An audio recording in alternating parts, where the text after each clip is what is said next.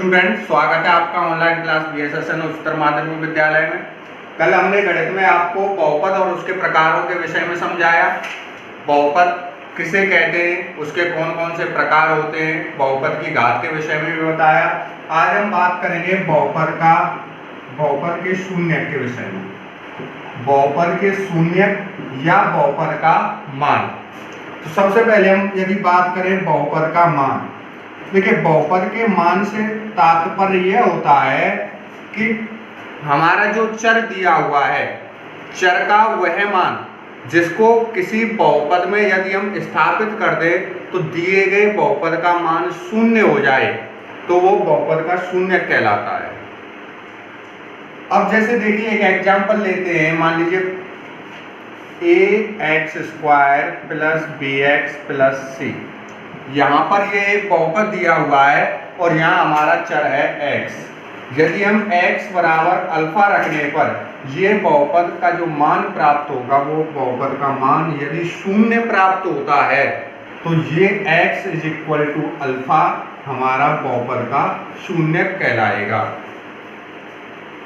अब देखिए बहुपद का मान कैसे निकालते हैं। एक बार हम बहुपद का, जैसे कोई एक बहुपद है, मान लीजिए px = हमने ले लिया x² + 5x - 6। ये हमारा एक बहुपद हो गया। अब हम चर का जो भी मान इसमें प्रतिस्थापित करेंगे, यदि हम कहें कि x बराबर 1 के लिए बहुपद का मान ज्ञात कीजिए, x बराबर 1 के लिए बहुपद का मान, तो हमें क्या करना है, सिंपल यहाँ पर x जहाँ x दिया हुआ है उसके स्थान पर 1 रख देना है। अब देखिए यहाँ x है तो ये हो जाएगा हमारा p1। तो p1 = x² है तो x की जगह पर 1 रखेंगे और उसका स्क्वायर कर देंगे +5। एक बार पुनः x आ गया, यहाँ 1 गुणे में लिखेंगे, हमेशा गुणा में। ऐसा नहीं है कि 5 और 1 अगर ऐसे लिख देंगे तो वो 51 हो जाएगा। यहाँ पे गुणा लगाना जरूरी होता है। गुणा नहीं लगाएं तो आप ब्रैकेट लगा सकते हैं। उसके बाद -6 दिया हुआ है। अब हम जानते हैं 1 का स्क्वायर कितना होता है, 1 होता है।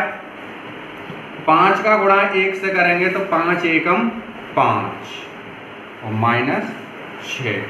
5 और 1 धन की संख्याओं को जोड़ते हैं, ऋण की संख्याओं को अलग जोड़ देते हैं। 5 और 1 कितना हो जाएगा, 6 - 6 बराबर 0। अर्थात x बराबर 1 पर दिए गए बहुपद का जो मान है p1, वो कितना आया है, हमारा 0 आया है। ये हमारे बहुपद का मान हो गया। अब और इसी में हम मान लीजिए कुछ और ले सकते हैं, p बराबर -2 ले लेते हैं। x बराबर -2 पर बहुपद का मान ज्ञात करना है। तो यहाँ पर हमारा px, इसको मैं एक बार पुनः लिख लेता हूँ, यहाँ पे x² + 5x - 6।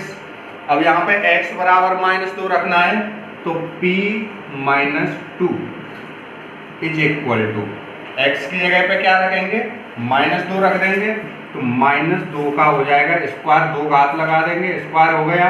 उसके बाद 5 गुणा -2 और -6। -2 का स्क्वायर करेंगे। देखिए स्क्वायर कभी भी नेगेटिव नहीं आता, स्क्वायर हमेशा पॉजिटिव आता है। 2 का वर्ग कितना होता है, 4। -2 का भी वर्ग 4 ही हो जाएगा, 4 आ गया।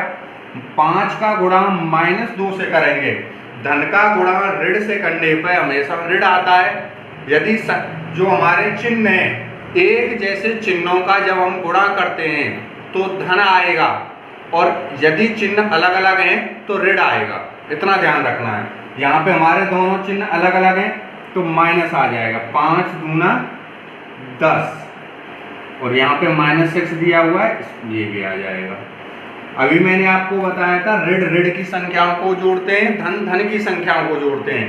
यहाँ पे ऋण 10 है और ऋण 6 है, दोनों जुड़ जाएंगे तो ये हो जाएगा -16। 4 में से 16 को घटाना है। 4 छोटी संख्या है, 16 बड़ी संख्या है, इसको हम नहीं घटा सकते।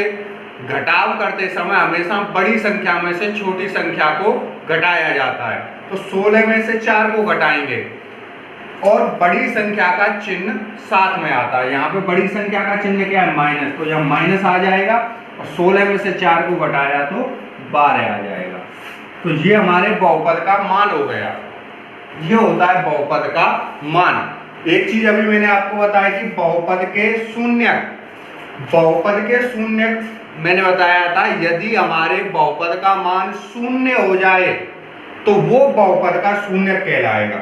अब ये जो मान शून्य हुआ है हमारे बहुपद का, ये किस मान पे हुआ है? x बराबर 1 के लिए। तो x बराबर 1 क्या है? इस बहुपद का शून्य है। ये शून्य है। क्या x बराबर, दूसरा मान निकाला था हमने x बराबर -2, क्या x बराबर -2 भी इसका शून्य है? नहीं है। क्यों नहीं है? क्योंकि इसका मान शून्य नहीं आया है। कितना आया है? -12। अभी मैं यहाँ बोर्ड पे आपके लिए कुछ क्वेश्चंस लिख रहा हूँ। उन क्वेश्चनों में आपको क्या करना है? बहुपदों के मान निकालने हैं और जिस मान में आपको बताना है कि वो शून्य है या नहीं है। तो देखिए, ये आपका होमवर्क है आज का। कक्षा 9 और 10 दोनों कक्षाओं को करना है ये। इसमें क्या है? पहला क्वेश्चन है, निम्नलिखित बहुपदों में से प्रत्येक बहुपद के लिए P0, P1 और P2 ज्ञात कीजिए। P0 ज्ञात करना है, इसका मतलब क्या है? x की जगह पे 0 रखना है। P1 ज्ञात करना है, यानी x की जगह पर 1 रखना है। और P2 ज्ञात करना है तो x की जगह पे 2 रखना है। जैसे अभी मैंने बताया था ना, यहाँ पे हमने x बराबर 1 रखा था तो P1 लिखा था, x बराबर -2 रखा था तो P-2 लिखा था। ऐसे ही आप 0, 1, 2 यानी कि ये जो आपके 4 क्वेश्चन दिए हुए हैं, इन चारों क्वेश्चनों में आपको पहले 0 रखेंगे, P0 निकल आएगा। उसके बाद 1 रखेंगे x की जगह पे, P1 निकल आएगा। फिर 2 रखेंगे तो P2 निकल आएगा। चारों क्वेश्चनों में तीनों मान रखने हैं, यानी प्रत्येक क्वेश्चन आपको 3 बार करना है। उसके बाद दूसरे क्वेश्चन पे आते हैं। दिखाइए दिए गए मान संगत बहुपदों के शून्यक हैं। शून्यक मैंने अभी आपको बताया था, शून्यक कब होते हैं? जब किसी बहुपद का मान रखने पे, किसी चर का मान जब हम रखते हैं, बहुपद का मान शून्य आना चाहिए। जैसे ये दिया px बराबर 3x + 1। इसमें क्या है? आपको x बराबर -1/3 रखना है। जब यहाँ x की जगह पे आप -1/3 रखें तो इसका मान 0 आना चाहिए। मान 0 आएगा तो आपका आंसर सही है, अर्थात ये इसका शून्यक है। इसी प्रकार से दूसरे क्वेश्चन में आपको x बराबर 1 और -1 दिया हुआ है, तो इसमें आपको 1 + 1 भी रखना है और -1 भी रखना है, दोनों रखने हैं। जहाँ पे आपको x के कॉमा लग के 2-2 मान दिए हैं, उनमें आपको 2-2 मान रखने हैं। जिसमें 1 मान दिया उसमें 1 ही मान रखना है। ये आपके 6 क्वेश्चन है। आप इनको रखेंगे, इन मानों को इन बहुपदों में रखेंगे, इनका मान शून्य आने चाहिए। अगर आपको इन प्रश्नों में अभी कुछ समझ में नहीं आया हो सकता है, तो आप अपनी क्लास के व्हाट्सएप ग्रुप में मुझसे पूछ सकते हैं। जो क्वेश्चन आपकी समझ में ना आए, उस क्वेश्चन को आप कॉपी पे लिख के कि सर ये क्वेश्चन हमसे नहीं आ रहा है, उसका फोटो खींचें और उस क्वेश्चन को व्हाट्सएप ग्रुप में भेजें और पूछें कि सर इस क्वेश्चन को कैसे हल करें। मैं आपको उस क्वेश्चन को हल करके आपके पास भेज दूंगा और आप पूरा प्रयत्न करें। इन क्वेश्चनों को अपनी कॉपी में करने के बाद कॉपी का फोटो खींच के आपको अपने व्हाट्सएप ग्रुप में भेजना है। धन्यवाद।